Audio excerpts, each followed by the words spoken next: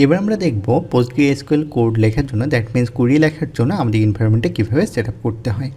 তো প্রথমে আমাদের যে কাজটা করতে হবে, আমাদের ল্যাপটপ বা ডেস্কটপে PostgreSQLকে ডাউনলোড করে ইনস্টল করতে হবে। এই জন্য আমরা যে কাজটা করব, যে কোনো ব্রাউজারে এসে আমরা সার্চ দেব PostgreSQL ডাউনলোড। দিলে আমাদের সামনে এরকম অনেক লিঙ্ক চলে আসবে। আমরা যে কাজটা করব, PostgreSQL এর যে অফিসিয়াল সাইট আছে এখানে আমরা প্রবেশ করব, ডাউনলোডে ক্লিক করব। ডাউনলোডে ক্লিক করলে এখানে দেখেন আমাদের সকল অপারেটিং সিস্টেম চলে আসছে। আমরা যদি লিনাক্স ইউজ করে থাকি তাহলে লিনাক্সে আমরা ডাউনলোড করব, ম্যাক যদি হয় তাহলে ম্যাক, আর উইন্ডোজ হলে আমরা উইন্ডোজে ক্লিক করব।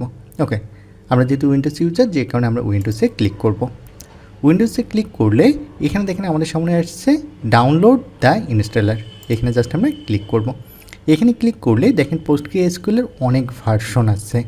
আমরা যে কাজ করব সেটা হচ্ছে PostgreSQL এর লেটেস্ট যে ভার্সনটা আছে সেটা আমরা ডাউনলোড করব।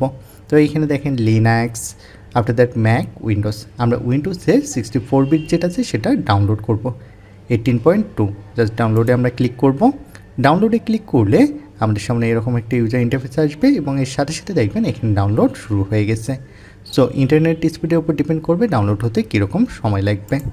ওকে, পারফেক্টলি আমাদের এটা ডাউনলোড হয়ে গেছে। এখন এটাকে যদি আমরা ওপেন করি, ওপেন করলে আমরা এইভাবে দেখতে পাবো আমাদের এই ফাইলটা ডাউনলোড হয়ে গেছে।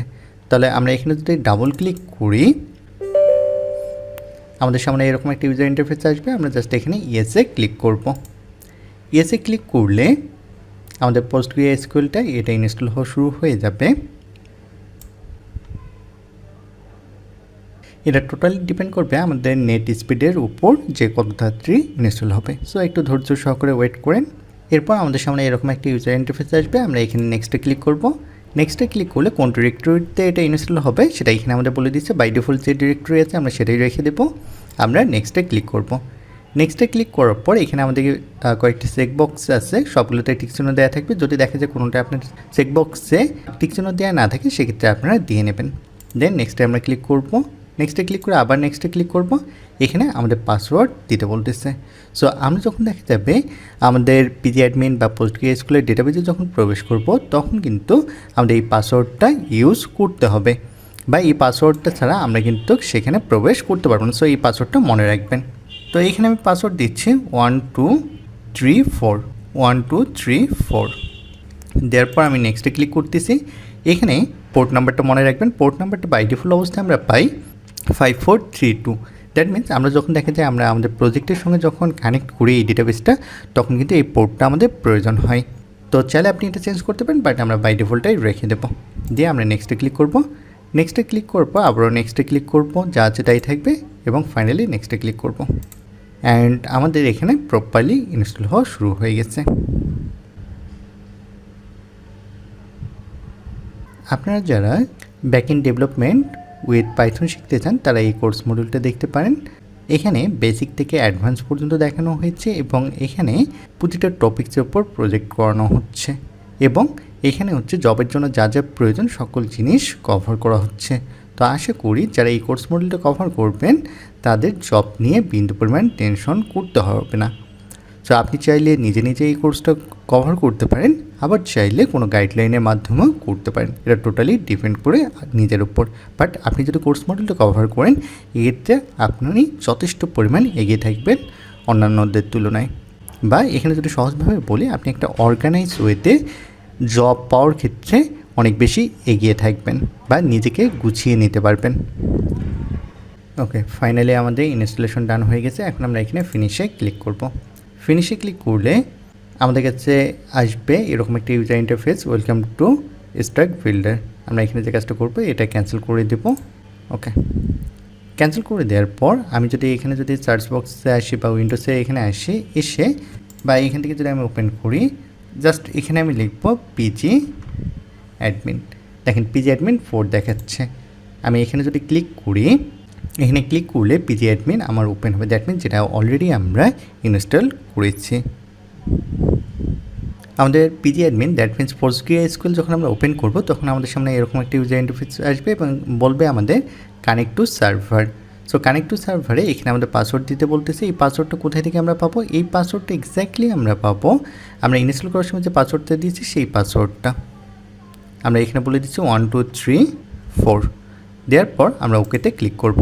PGAdmin ওপেন হওয়ার পর আমরা এরকম একটি ইউজার ইন্টারফেস পাবো। আমরা যদি লেফট সাইডে দেখি এখানে দেখা যাচ্ছে সার্ভার 2, আমরা সার্ভার 2 এখানে ক্লিক করব। ক্লিক করার পর এখানে PostgreSQL 18 যে আছে এখানে জাস্ট আমরা ক্লিক করব। আমরা এখানে ক্লিক করলে আমাদের দেখেন এটা ওপেন হয়ে গেছে। সো এখানে দেখেন আমার ডেটাবেস দেখাচ্ছে। আফটার দ্যাট এখানে যদি আসি একটু নিচের দিকে যদি নামি, ডেটাবেসের নিচে আমার দেখাচ্ছে স্কিমার ভিতরে আমার দেখাচ্ছে টেবিল। এখন কোশ্চেন হচ্ছে এই জিনিসগুলো এক্স্যাক্টলি কীভাবে কাজ করতেছে বা এই সিনট্যাক্সটা এক্স্যাক্টলি কী, এই জিনিসটা এখন আমাদেরকে বুঝতে হবে। আমরা যদি এখানে একটা সিনারিওর মাধ্যমে যদি বোঝার ট্রাই করি PostgreSQLটা এক্স্যাক্টলি কীভাবে কাজ করে, তো আমরা এখানে যদি দেখি প্রথমে আমাদের লেখা আছে কি সার্ভারকে আমরা চিন্তা করতে পারি। ধরেন আমরা সবাই তো স্কুলে পড়ে আসছি, ধরেন একটা ফুল স্কুলের বিল্ডিং বা ফুল একটা স্কুল এনভায়রনমেন্ট হিসেবে আমরা বিবেচনা করতে পারি সার্ভারকে। দ্যাট মিনস সার্ভারটা আমাদের কী হিসেবে কাজ করতেছে, সার্ভারটা আমাদের ডেটাবেস ইঞ্জিন হিসেবে কাজ করবে। আগে আমি আপনাদের সিনারিওটা বোঝানোর ট্রাই করি। ধরেন এখানে যে সার্ভার আছে, সার্ভারকে ধরেন আমরা বুঝাচ্ছি আমাদের স্কুলের যে ফুল বিল্ডিংটা বা স্কুলের যে ফুল এনভায়রনমেন্ট আছে সেটাকে আমরা বিবেচনা করতেছি। আফটার দ্যাট এই সার্ভারের ভিতর আমরা কি পাচ্ছি, ডেটাবেস পাচ্ছি। এই ডেটাবেস হচ্ছে ধরেন আমরা আমাদের যে স্কুল ছিল স্কুলে দেখা যায় সায়েন্স ডিপার্টমেন্ট, আর্টস ডিপার্টমেন্ট বা কমার্স ডিপার্টমেন্ট থাকে। সো এই যে ডিপার্টমেন্টগুলো যে আছে এই ডিপার্টমেন্টগুলোকেই ধরেন আমরা ডেটাবেস হিসেবে বিবেচনা করতে পারি। সো আমরা যখন এই ডেটাবেসের ভিতরে প্রবেশ করতেছি, ডেটাবেসের ভিতরে প্রবেশ করার পর আমরা পাচ্ছি কি স্কিমা পাচ্ছি। তাহলে এই স্কিমাটা কি, স্কিমাটা হলো এই যে আমাদের যে ডিপার্টমেন্ট থাকে এই ডিপার্টমেন্টের ভিতরে আবার দেখা যায় যে সায়েন্স ডিপার্টমেন্ট যদি চিন্তা করি সায়েন্স ডিপার্টমেন্টের ভিতর থাকে physics room, chemistry room, biology room বা হায়ার ম্যাথ রুম, এরকম বিভিন্ন রুম থাকে। এই যে এই রুমগুলো কেন তৈরি করা হচ্ছে, যে ওই ডিপার্টমেন্টটাকে আরও সুন্দরভাবে অর্গানাইজ করার জন্য বা আরও সুন্দরভাবে স্ট্রাকচার দেওয়ার জন্য কিন্তু এই রুমগুলো কিন্তু আলাদা করা হয়েছে। তো এই স্কিমার ভিতরে যখন আমি প্রবেশ করতেছি স্কিমার ভিতরে আবার পাচ্ছি কি টেবিল পাচ্ছি। এই টেবিলটা কী কাজ করতেছে, ধরেন আমরা স্বাভাবিকভাবে যদি চিন্তা করি যে রুমের ভিতরে অনেকগুলো আমার বেঞ্চ থাকে, যেমন কেমিস্ট্রি রুমের কথা যদি চিন্তা করি কেমিস্ট্রি রুমের ভিতরে অনেকগুলো বেঞ্চ আছে। এই বেঞ্চগুলোকেই ধরেন আমরা বলতে পারি টেবিল, আমরা বলতে পারি এক্সাম্পল হিসেবে আমরা বলতে পারি স্টুডেন্ট টেবিল, টিচার টেবিল, এরকম টেবিল হিসেবে আমরা ধরতে পারি। এখন হচ্ছে আমরা এই যে এখানে যে টেবিল আছে টেবিলের ভিতরে আপাতত আমাদের কিছু নেই, বাট আমরা যদি দেখি টেবিলের ভিতরে এক্স্যাক্টলি কী থাকে, টেবিলের ভিতরে এক্স্যাক্টলি জেনারেলি থাকে যে স্টুডেন্টের আইডি, নেম, ক্লাস, এই জিনিসগুলো থাকে। সো আমরা জিনিসটা এভাবে কিন্তু এখানে ডিফাইন করব। তাহলে আমি যে এখানে সিনারিওটা বললাম এই সিনারিও দিয়ে আমি ফুল স্ট্রাকচারটা বুঝছি। এখন হচ্ছে আমি যদি এখানে যদি জিনিসটা যদি একটু প্র্যাকটিক্যালি আমরা দেখি তাহলে এখানে সার্ভার কি, সার্ভার হচ্ছে এক্স্যাক্টলি আমাদের ডেটাবেস ইঞ্জিন। ডেটাবেস আমাদের কি, ডেটাবেস হচ্ছে আমাদের প্রজেক্টের ধরেন আলাদা আলাদা ফোল্ডার আপনি বলতে পারেন বা এভাবে চিন্তা করতে পারেন। স্কিমা কি, স্কিমা হচ্ছে একটা অর্গানাইজারের মতো, এটাও মেইনলি আমাদের কী করে স্ট্রাকচারটা ক্লিন রাখার জন্য ইউজ করা হয়ে থাকে। টেবিল কি, টেবিল হচ্ছে আমরা এখানে ডেটা স্টোর করে থাকি বা ডেটা রাখি। আর টেবিলের ভিতর কী থাকে, টেবিলের ভিতর এক্স্যাক্টলি থাকে কলাম, যে কলামগুলোতে আমরা কী করি টেবিলের কলামগুলোতে আমরা ডেটা স্টোর করে রাখি। তো আশা করি মোটামুটি আপনারা বুঝে গেছেন যে PostgreSQLটা কীভাবে আপনি ডাউনলোড করবেন, কীভাবে ইনস্টল করবেন। এবং আমরা PostgreSQLটা যখন ওপেন করি, ওপেন করার পর যে আমরা এখানে স্ট্রাকচারটা পাচ্ছি এই স্ট্রাকচারটা এক্স্যাক্টলি কি সেটা বুঝতে পারছেন। তো এখন আমরা স্টেপ বাই স্টেপ আলোচনা করবো যে কীভাবে ডেটাবেস ক্রিয়েট করতে হয় বা কীভাবে টেবিল ক্রিয়েট করতে হয়, এই জিনিসগুলো স্টেপ বাই স্টেপ দেখব। আপনারা প্র্যাকটিস করার সময় বা ইনস্টল করার সময় যদি কোনো প্রবলেম ফেস করেন সেক্ষেত্রে ভিডিও ডিসক্রিপশন বক্সে জানালেই অ্যান্সার পেয়ে যাবেন।